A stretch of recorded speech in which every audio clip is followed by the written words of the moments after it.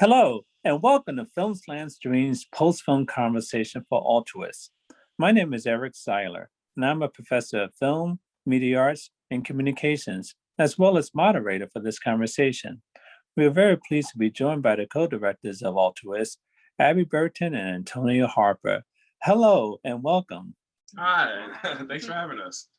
Oh, it's great to have you. Such a timely, important film. I know you made it last year, but did you have any idea that it would still resonate today when you created this film?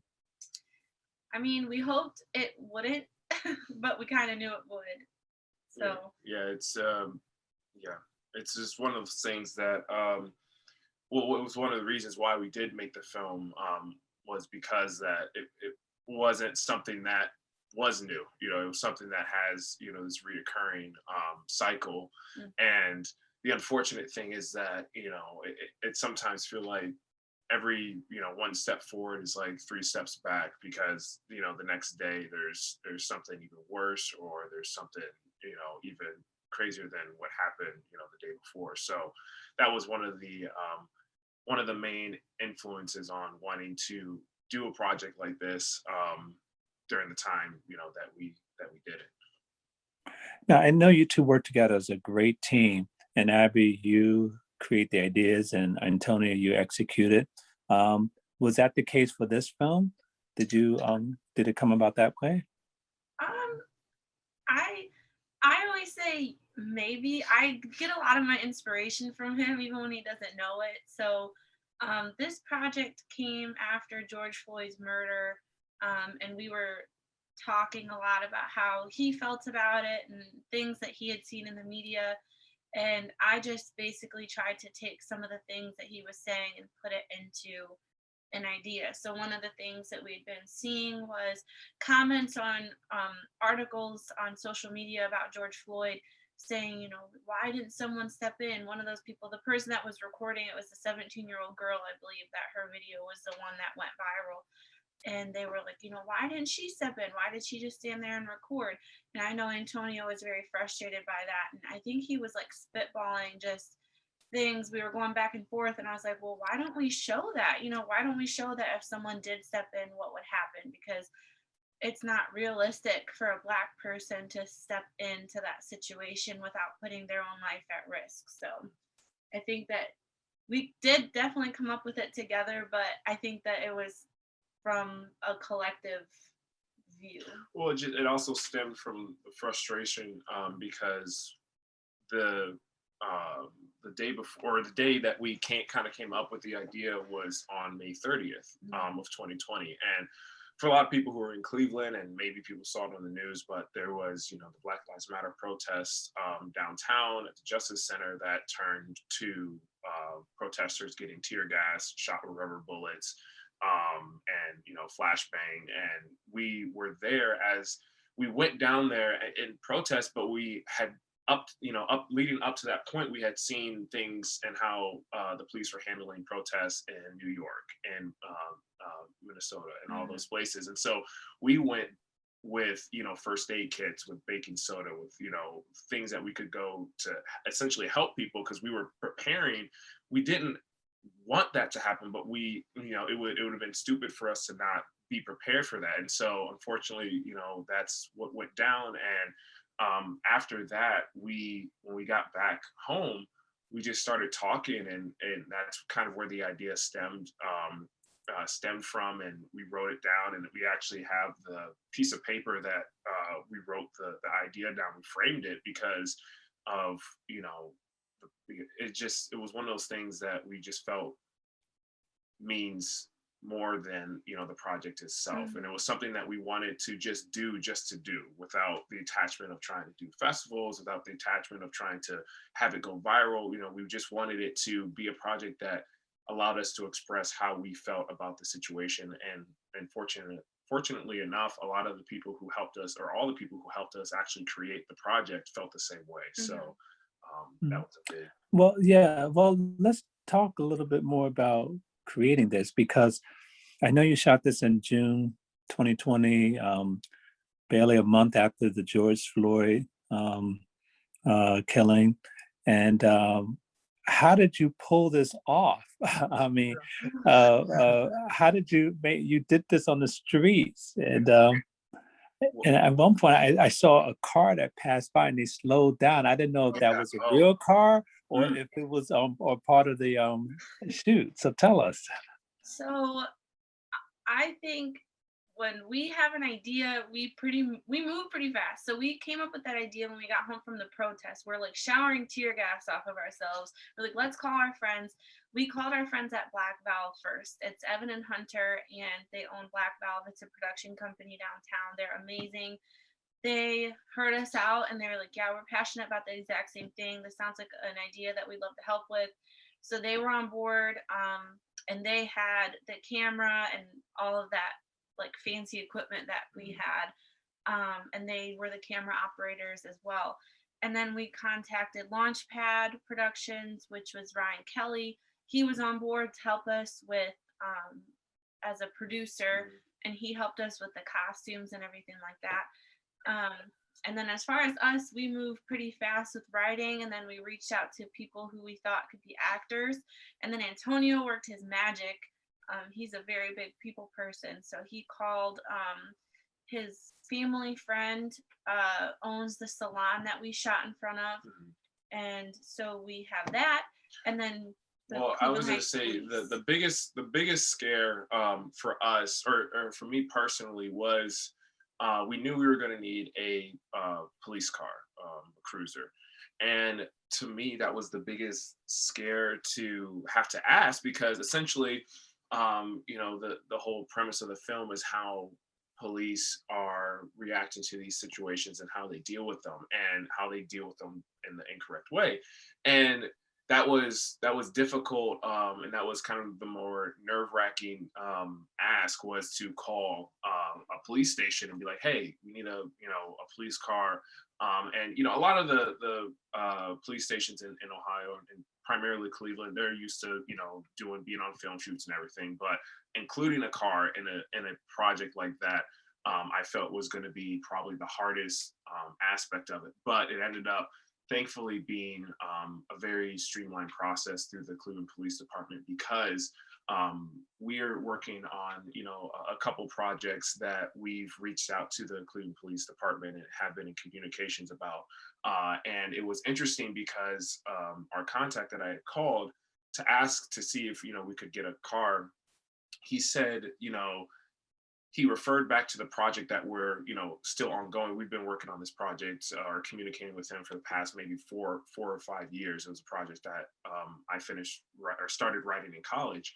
And, you know, it was funny because he said he had just recently looked back at that project and kind of refreshed his mind. He was like, yeah, it's very interesting that, you know, this project that you approached me about 4 years ago is still relevant today. And then I kind of just said, yeah, it's unfortunate, but it's, you know, the reason why we need to keep bringing, you know, shedding light on these issues, because, you know, if we just focus on them when they're trending, or we focus on them when they affect us personally, then we're never gonna get anywhere. So that was one of the reasons why we just, you know, we felt passionate about wanting to get this project done. We, you know, community support behind it in Cleveland Heights was definitely a plus, and it really helped everything. But that car, yeah, so it's a one shot. It was a one take, which poses its own, you know, issues in itself. We, you know, dealing with COVID and being one of the first, if not the first, production to actually come together and shoot after everything essentially shut down. Our production was one of the first projects to actually shoot a film in Cleveland after, you know, everything kind of shut down. So we were being utilized through, you know, the Film Commission and to see the procedures, the additional procedures. So that was an added feature. But basically, when we did the one shot, we did maybe about 10 takes of it. You know, we spent all day setting it up and then we run through it.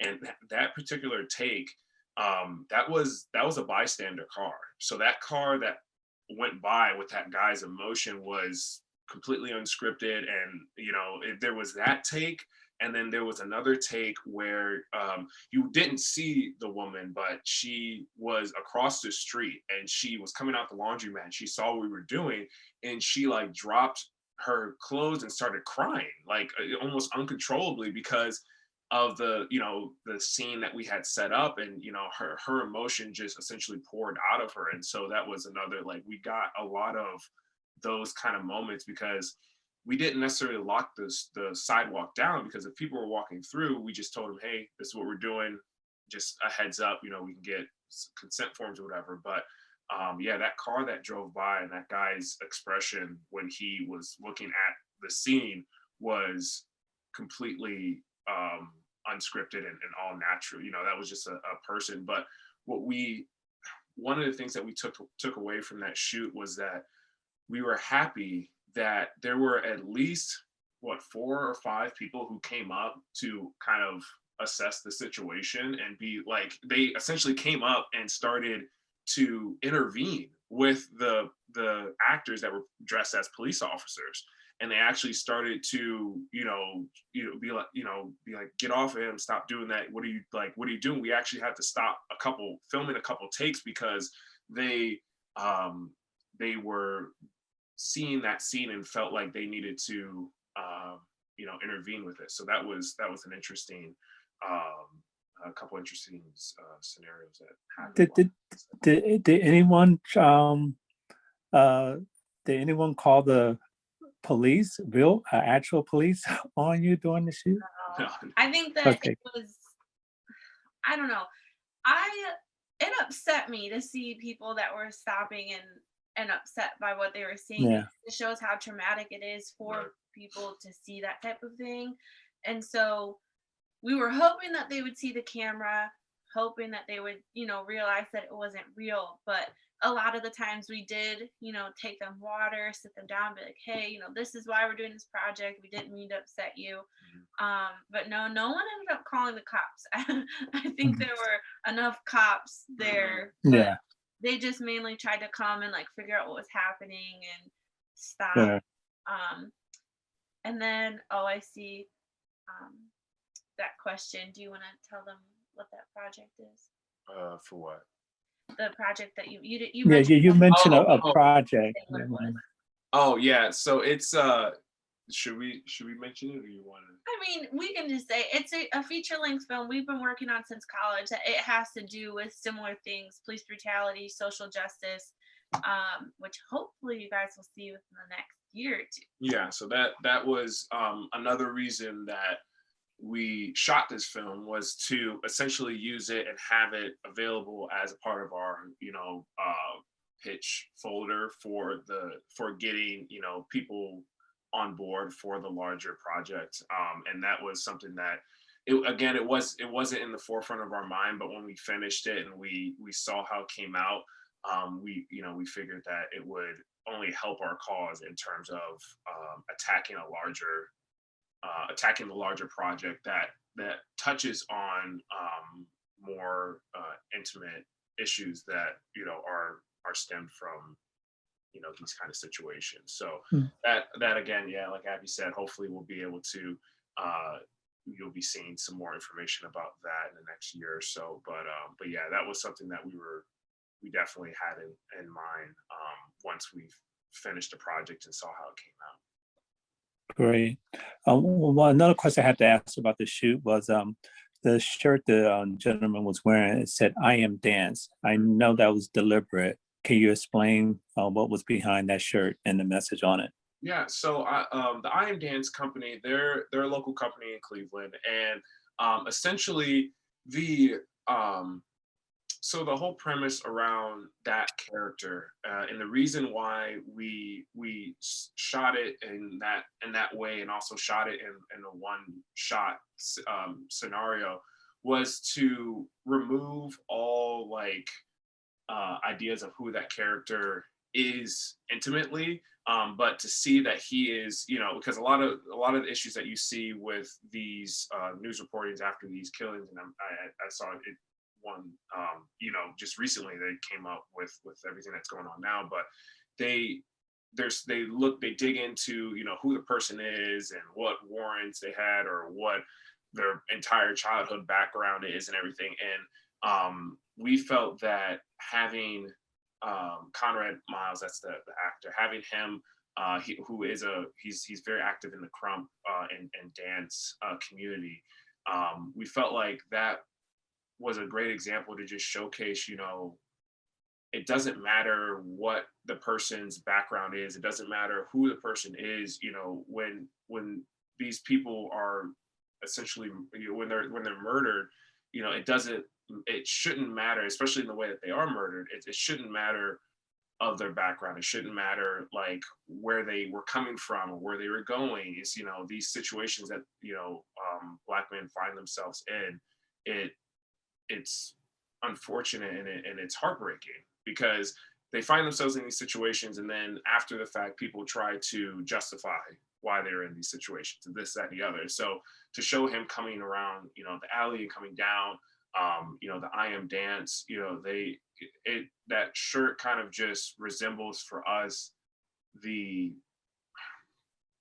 don't know, it was a shout out to a local company, but it was also a shout out to Conrad, and he is a part of that organization, which there was a documentary called The Sessions in Cleveland International Film Festival as well, which shows how crump and dance is a part of the Black community as a mental health outlet. Right. And so it was kind of a tribute to that, in the sense of this character that you don't know anything about is a part of this organization that is trying to help Black mental health, especially Black male mental health, and the trauma that they have to go through. So it was a little shout out to that. And then Conrad was we told him to bring a white shirt, and because how we wanted it to be was, you know, the white and then the dark. So the white being he's like the savior, and then the dark being the people that are not the savior. Right. So we wanted him to wear white. He ended up bringing that shirt, and we're like, you know, we actually really like that.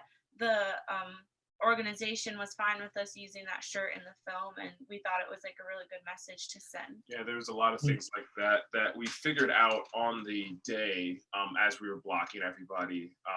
You know, small things that we hope either people noticed or, you know, maybe they didn't notice, but there was a lot of small details in there that it was a dance. It was a choreographed dance, which I don't know if it was all perceived, but we hope it was. At least a good majority we hope was perceived, or at least subconsciously on some level, because a lot of this stuff we figured out on the go, because when you have, you know, when you're doing a one shot, you can plan out as much as you want, but then when you get on set, it is like how you said, it's a dance with the entire cast, it's a dance with the entire crew, and the camera and the whole point, that the reason why we wanted it to be a one take, the reason why we wanted it to be only, you know, less than 2 minutes, was because in these situations that's realistic. Mm-hmm. You know, we didn't want to have all this dramatic music, we didn't want to have this dramatic backstory of the main character, or, you know, whatever it may have been.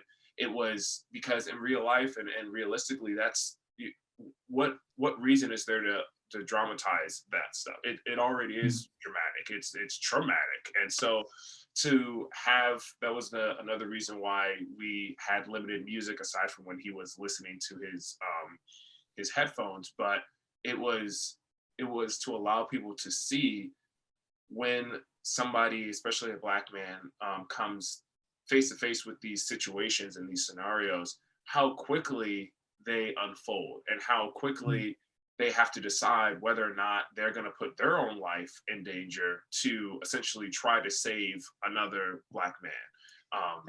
Possibly save another person. I mean, that's not even a guarantee. Right. So we are almost out of time here. Just a couple quick questions I just had. One is there was a white couple that walked by. Mm-hmm. Were they part of the cast, or were they just people walking by? So they were they were part of the cast, and they were like the people that are walking by and they're trying to ignore it. They're on their date, they're trying to ignore it. There was his mom was actually another one of the white cast members, where you can see her she's kind of back to the right of Conrad, and she's like looking, she's like, what's going on? And she takes off. She's gone. Like she's not Mhm. sticking around for this. But then we had a lot of the black cast were the ones that were yelling and talking Well, to Right. the and police. and the We only reason have a little bit of time. Yeah, well, the reason for that was to just showcase, I mean, it's still relevant, but during that time, especially during protests, you saw a lot of people expressing that, white people should have been using their privilege and their capability to stand in between, black people and the police during these protests because it was less likely that, something bad would happen. And so having her and having my mom as the white woman at the furthest back corner of that entire scene and then walk off was kind of symbolic to how Mm. there are people who see these situations on social media in their own backyards in their work environment wherever, and they just don't care, they don't try to step in, they don't try to help, and they just walk away. So that was one of the details. Mhm. Mm. And the last question I had was the location. How much time did you spend trying to identify a location, that would make this situation realistic? Because Cleveland Heights is a, pretty nice suburb, so it's kind of hard to find those location that look like you want it to look. Mhm. Yeah. It took a little while, but luckily, because we were gonna do it in front of a convenience store, similar to where George Floyd was actually murdered. But when it comes down to stopping convenience store traffic on a weekend, it's not really like, Convenient. yeah. So we decided to look for different places. And then when he said Lenora's place, we Mhm. went and we found that alley. So it was like It was another one of those yeah, things that it just kind was of fell into place. yeah, Lenora's hair and salon in Cleveland Heights.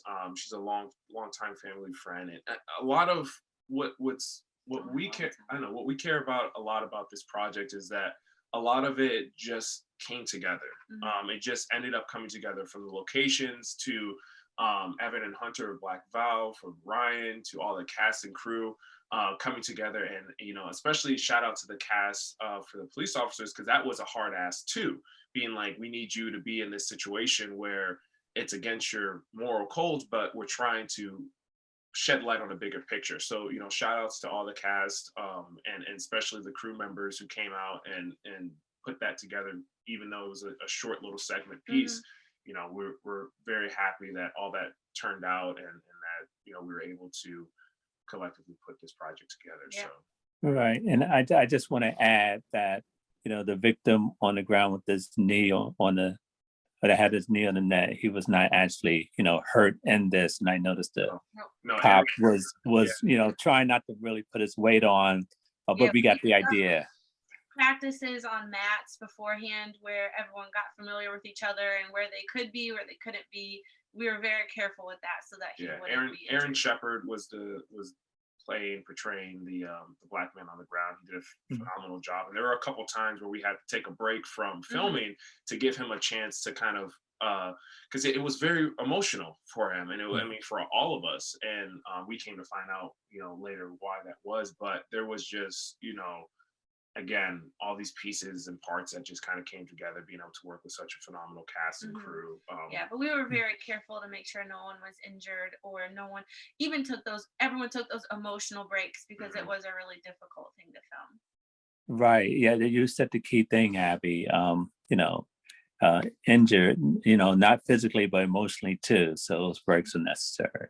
Yeah. Well, Abby Burton and Antonia Harper, thank you so much for taking some time to give us some insight on this important piece of work. And I wish you two all the best. Thank Thank you. Thank you. you so much, Eric. We appreciate being on with you guys. Mhm. And I'd like to thank you, our audience, for joining us for this important and invigorating conversation.